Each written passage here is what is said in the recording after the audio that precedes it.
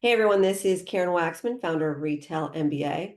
Today we're going to be talking about how much quantity a chain store buyer buys. If you have a great product and you want to sell to bigger retailers, but you're nervous about the quantity they're about to buy, this training will give you some things to think about in regards to that.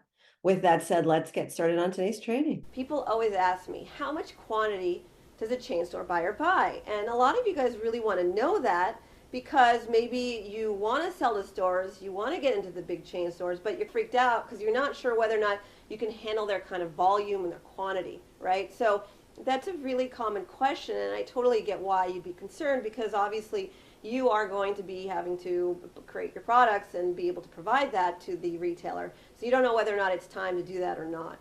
So here's how I answer this question. It's a tough one, right? Because every chain store is different, every product's different. I don't know whether or not you have the most phenomenal product in the world or a product that you're just getting started with. But here's something to consider. When a chain store buyer looks at a product and they think there's some viable interest there, that there's products going to make them money, basically, they are going to definitely at least test your product in their store, right? Because they want to make sure that the product does well during this test. So they'll probably test it in their top 50 markets or something like that, or maybe less depending on the product, or maybe more top 100 stores or top 20 stores. It really depends on the chain store, how big of the retailer that you're going after is. So one thing to consider is that they're going to test out your product first, and if your product does well during that test, then they will buy more quantities from you. So technically, a chain store can buy 10,000 units, 50,000 units, 100,000 units, a million units or more if your product just is amazing, right? And so that's something to think about in general, but initially during the test, they're going to start small. So they're not going to buy huge quantities from you. It could be a couple thousand pieces. I've had tests that are a couple hundred pieces, so it could be really small.